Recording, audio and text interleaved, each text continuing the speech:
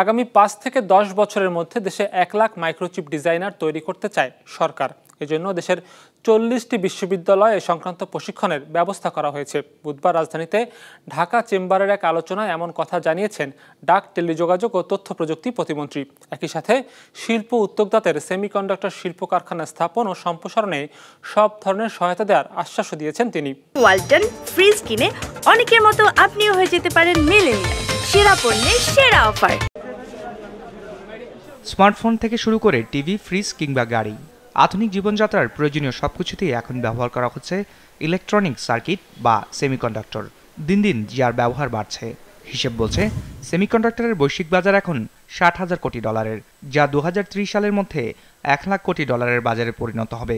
বিশাল এই বাজারে বাংলাদেশের অবস্থান কোথায়?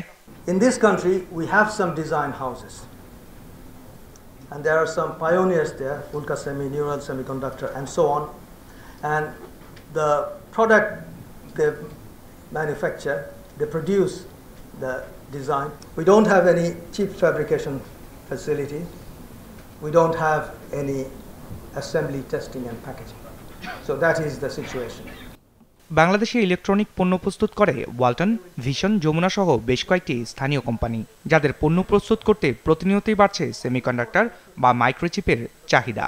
কেন্দ্রীয় ব্যাংকের তথ্য অনুযায়ী 2022-23 অর্থবছরে বাংলাদেশ $11 কোটি সেমিকন্ডাক্টর ডিভাইস আমদানি করেছে, যা তার আগের বছরের তুলনায় 1.13% বেশি। অনুষ্ঠানে বলা হয়, এই ব্যয় কমাতে এবং বৈশ্বিক মাইক্রোচিপ রপ্তানি বাজারে নিজেদের অবস্থান শক্ত করতে দেশে গড়ে তুলতে হবে সেমিকন্ডাক্টর শিল্পের কারখানা। ইন্ডাস্ট্রির সাথে এডুকেশনাল ইনস্টিটিউশনগুলোর একটা যে গ্যাপটা আছে, আমরা এখনো ফিল করি। এটা আমরা যখন রিসোর্সগুলোকে নেই, আমরা এটা সবসময় দেখি যে এইটা মানে একটা গ্যাপ থেকেই যায়।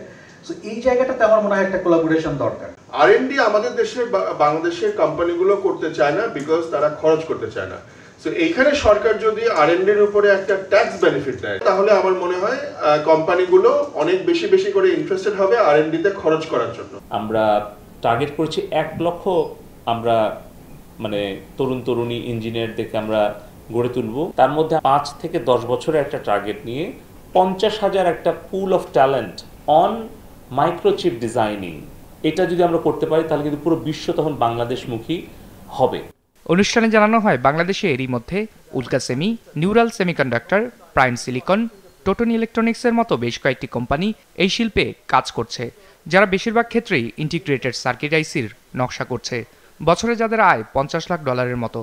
তবে সরকারি নীতি সহায়তা পেলে ভবিষ্যতে চিপ শিল্প আরও বিকাশমান হওয়ার সুযোগ রয়েছে বলে জানান আলোচকরা। আমাদের অ্যাসেম্বলিং অ্যান্ড প্যাকেজিং এই জায়গাটাতে আমরা নজর দিতে চাই। আমি আশা করব আমাদের এই 4টা স্টার্টআপ, তাদের ইনসেন্টিভস, তাদের কিছু পলিসি সাপোর্ট, কিছু ইকুইটি ইনভেস্টমেন্ট, এই প্রত্যেকটা জায়গায় কিন্তু আমরা সরকার সহযোগিতা করার জন্য আমরা আন্তরিক।